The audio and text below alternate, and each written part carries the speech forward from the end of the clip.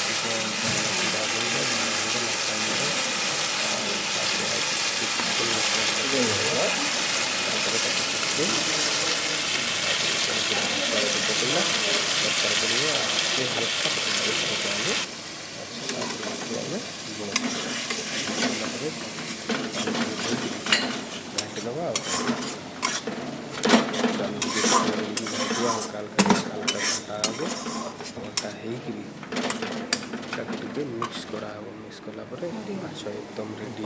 सैला जेहेतु रेडी होगा बाढ़ा भोग तो लगे आंभाड़ी हेनी आ बेसी ये करनी बड़ा चलना गरम गरम उठुची कौन है चूना माछ भी दुटा ए पड़ी मुंड भाकुर मुंड आसीगला देखा कौन खाइला शांति लगे तापर जमी जहाँ हम भोक तो प्रबल गलानी से बाड़ी बेसी बाड़ी तो यहाँ अल्प अल्प टे नहीं आसले हम ना एकाथर सब नहीं आसो ये जगह हाथ पशुन कि ना खाईपर शांति लगे चलो खाଇବା पकईदे भजा माछ आसला जोटा भाजी आम भजा माछ चूना माछ को गोटे पीस रखाई आपको दला हम सेपटे तरकारी रेडी रहा भात भी आसगला भात आसगला भात बाढ़ा 2 चामच के खाइब देखिया हाँ 2-3 चामच मोर तो ये सी भी खाइब मो सागर अधिक टी आने पड़ो हाँ के बेसी दब अल्प दुटा नहीं देकरी बाबारे कुड़े चलना ओके ओके भाई इतने कौन खाई हो खाईदे ठेली बुलिकी तरकारीटा मस्त है जहाँ को एकदम खतरनाक देखा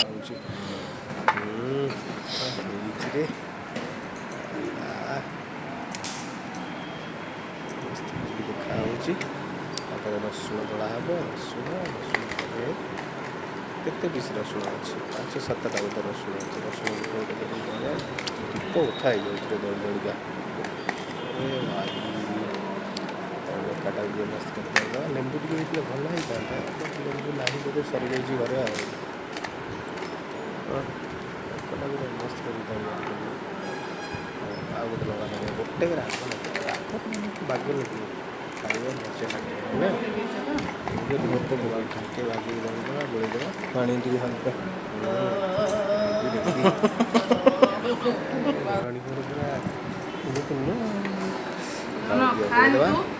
ଖାଇଦେବା। ପାମ୍ପଡ଼ ସେଠି ଥୁଆ ହେଇଛି ଡବାରେ, ବାହାରି ପଡ଼ିଛି ଗୋଟେ।